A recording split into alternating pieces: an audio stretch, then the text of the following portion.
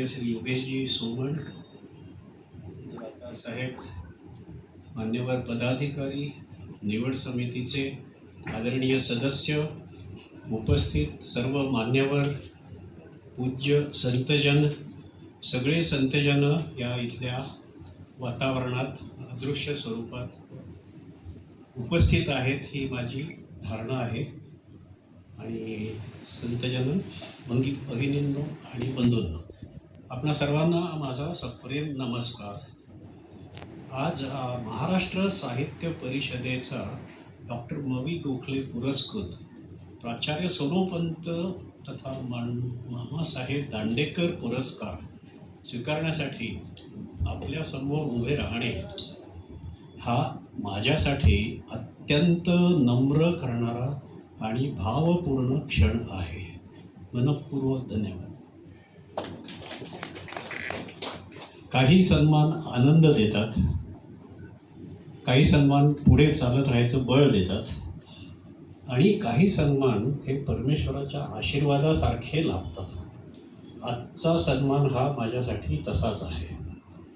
100 वर्षाहून अधिक साहित्य परंपरा जपणाऱ्या महाराष्ट्र साहित्य परिषदेकडून हा पुरस्कार मिळणं हे फार मोठं भाग्य आहे.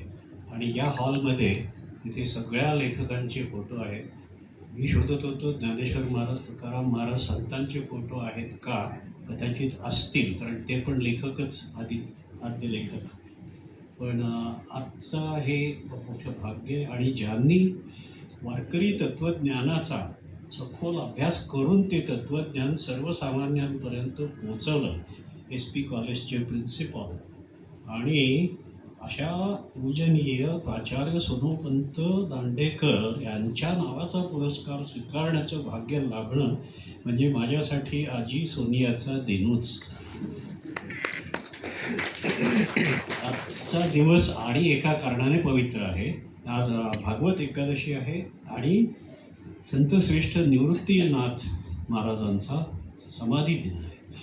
अशा मंगल दिवशी हा पुरस्कार स्वीकारताना मला सतत एकच भावना मनात येत आहे की हा पुरस्कार नाही, हा परमेश्वराचा प्रसाद आहे.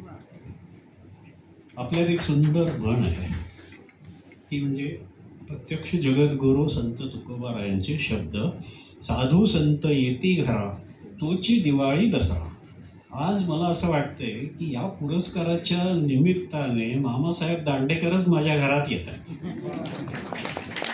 आणि म्हणून आजचा सोहळा मी एखाद्या लेखकाचा किंवा पुस्तकाचा गौरव सोहळा म्हणून पाहत नाही, हा माझ्यासाठी आनंदाचा उत्सव आहे.